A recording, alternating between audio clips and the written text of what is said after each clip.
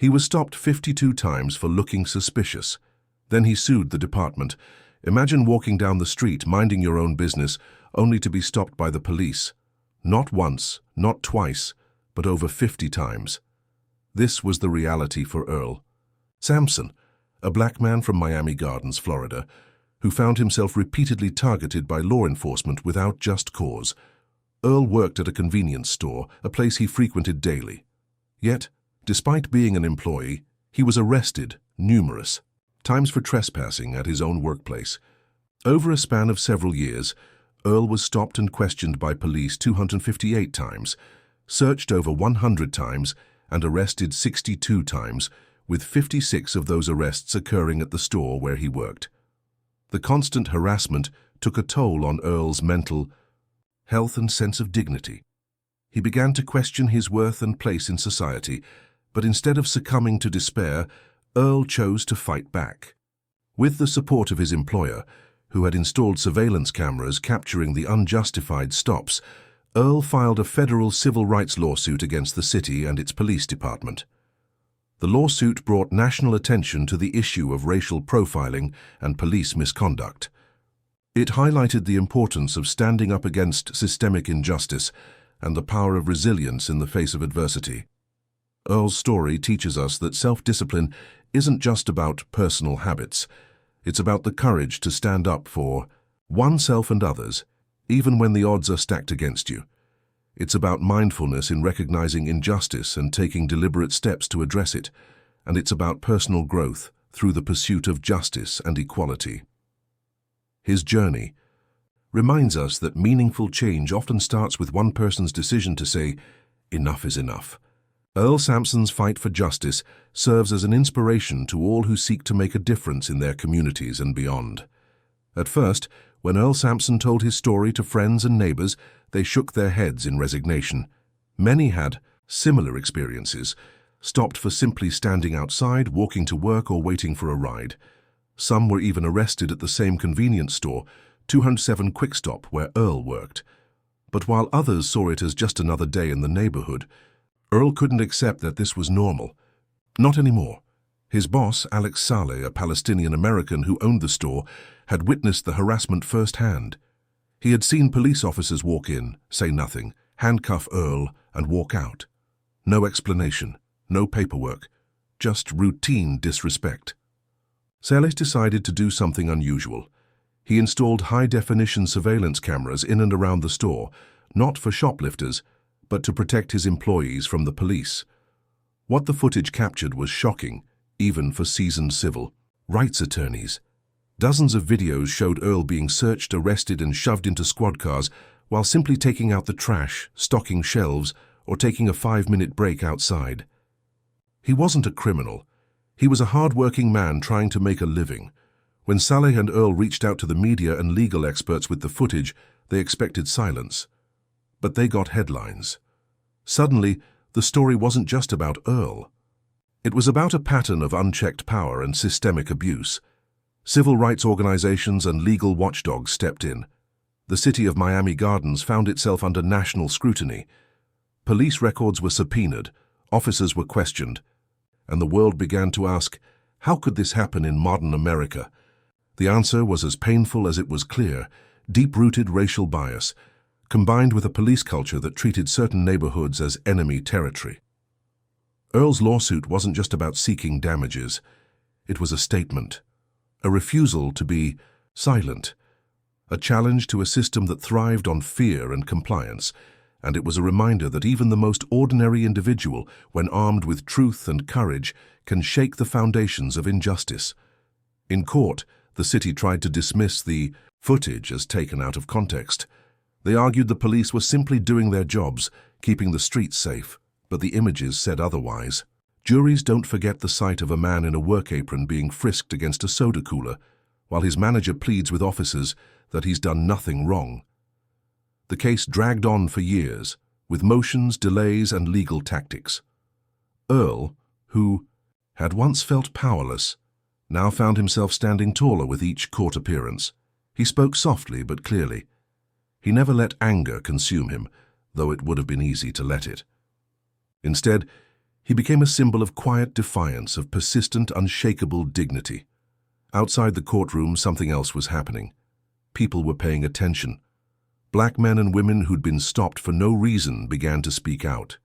City. Council meetings overflowed. Protests formed not in rage but in resilience. Signs were held not just for Earl but for all the voices that had been ignored too long. And slowly the culture began to shift. Police policies were reviewed. Body cameras became standard. Officers were retrained. Not everything changed overnight. Justice rarely moves that fast. But the ripple effect of Earl's decision traveled far beyond his neighborhood. For Earl, it was never about money. In interviews, he said what he wanted was simple: to live without fear, to walk to work without looking over his shoulder, to know that his name didn't mean suspicion, but a story of strength. His story invites us to ask, how often do we accept things because they've always been that way? How often do we look away, even when our conscience says otherwise? Earl teaches us that change doesn't come from comfort. It comes from confrontation, not violent, but honest. It comes from refusing to bow to pressure and choosing instead to rise with purpose. He shows us that mindfulness isn't just meditation. It's being aware of what's happening around us and choosing how to respond. Self-discipline isn't just waking up early or working hard. It's controlling your reaction in moments of deep injustice, knowing when to speak, when to document, and when to take your truth to court. And personal growth. It's not always about achieving something new. Sometimes it's about reclaiming something that was taken: your voice, your dignity, your peace of mind. Earl Sampson may not be a celebrity, but his courage is something we should all aspire to. Because every step he took, from staying calm in handcuffs to standing firm in court, was a lesson in grace under pressure. And maybe, just maybe, if more people choose truth over silence, if more of us decide to speak up even when it's hard, then the world we pass on will be just a little more just, a little more kind, and a lot more human. It's easy to believe that the world only changes through grand gestures or powerful positions. But Earl's story proves that transformation often begins with one person refusing to stay silent. One person who says, enough. One person who's willing to endure discomfort, misunderstanding, and even ridicule to stand for what's right. What happened to Earl wasn't just a moment of personal injustice. It was a mirror held up to society. And when we look into that mirror, we have two choices: to turn away or to face what we see and ask how we can do better. Maybe your situation isn't like Earl's. Maybe you've never been stopped or searched. But ask yourself, have you ever been judged unfairly?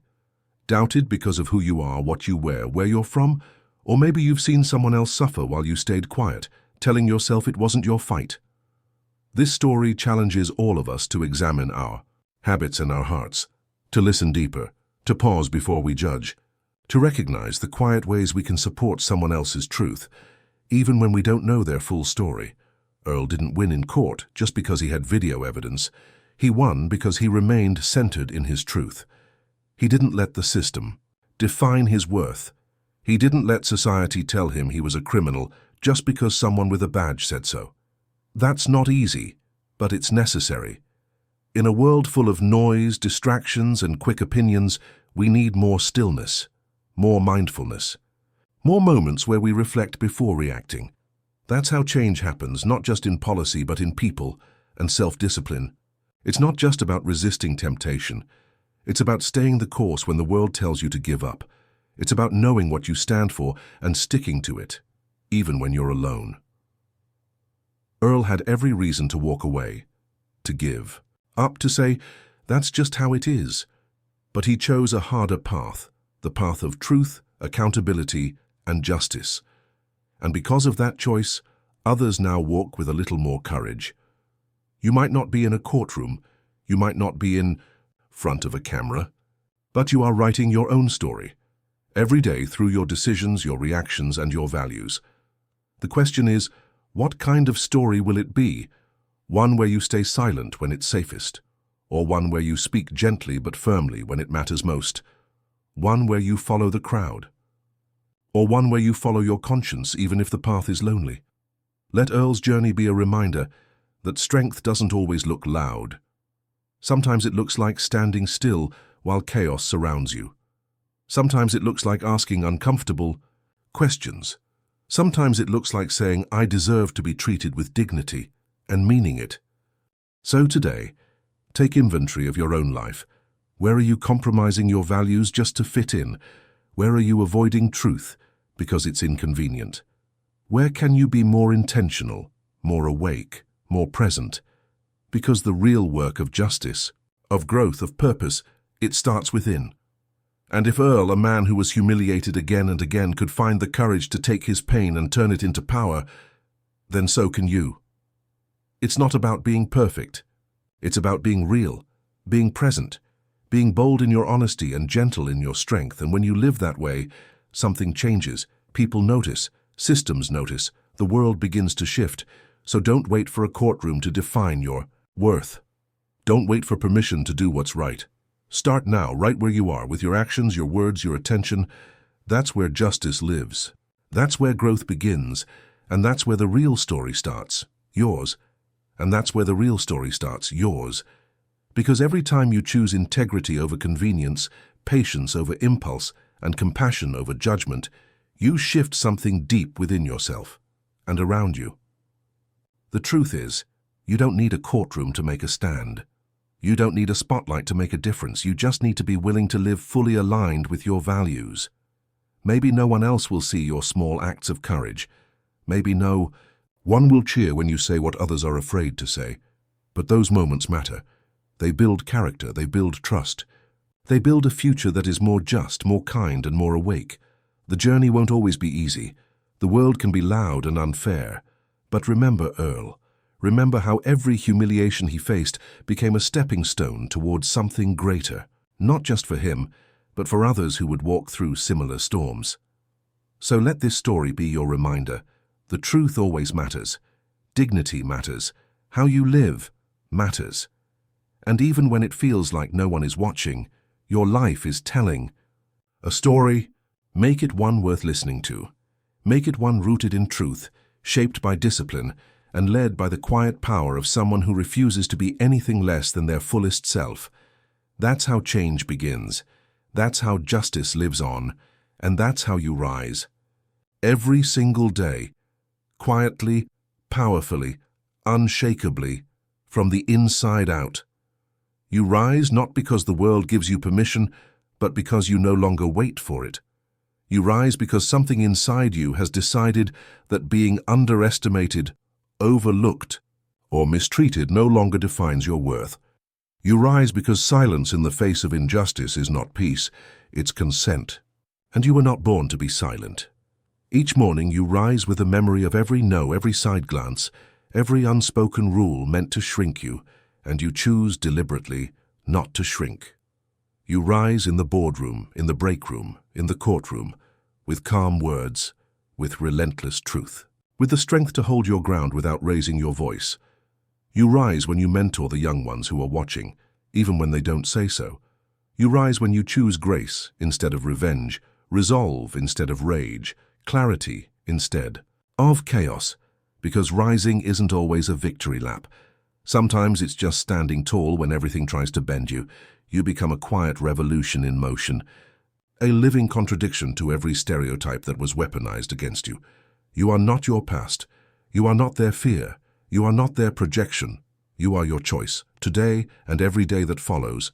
So when the world tries again to box, you remind them gently but firmly who you are. You are the voice they tried to silence. You are the proof they tried to erase. You are the justice that cannot be undone. And most of all, you are still rising. Still here. Still whole. Still powerful.